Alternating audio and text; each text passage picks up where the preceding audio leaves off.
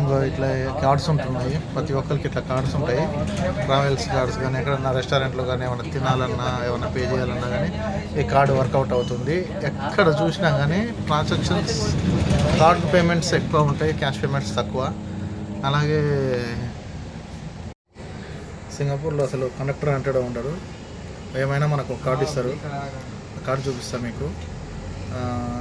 ఇప్పుడే సిగ్నల్లో ఇక్కడ సింగపూర్లో వచ్చేసి అసలు పైనుంచి కేబుల్స్, స్తంభాలు, వైర్లు అసలు గజిబిజి ఇదంతా అస్సలు ఉండదు. టోటల్ అంతా అండర్ గ్రౌండే. ఎక్కడ చూసినా అసలు నీకు కరెంటు వైర్లు పైనుంచి పోవడం కానీ ఇలా తీగలు వెళ్ళడం కానీ మన ఇండియాలాగా అస్సలు ఉండదు. ఇక్కడ బస్ స్టాప్కు సపరేట్గా బస్ స్టాప్లోనే ఆగుతుంది.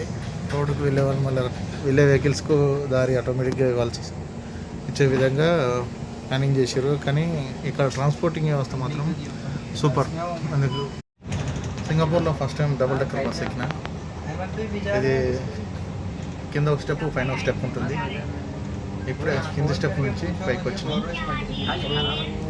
ముందుకు చూపిస్తాను.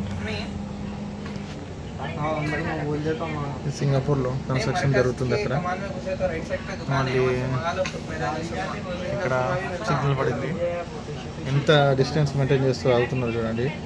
Every vehicle to vehicle perfect rules పాటిస్తున్నారు ఇక్కడ.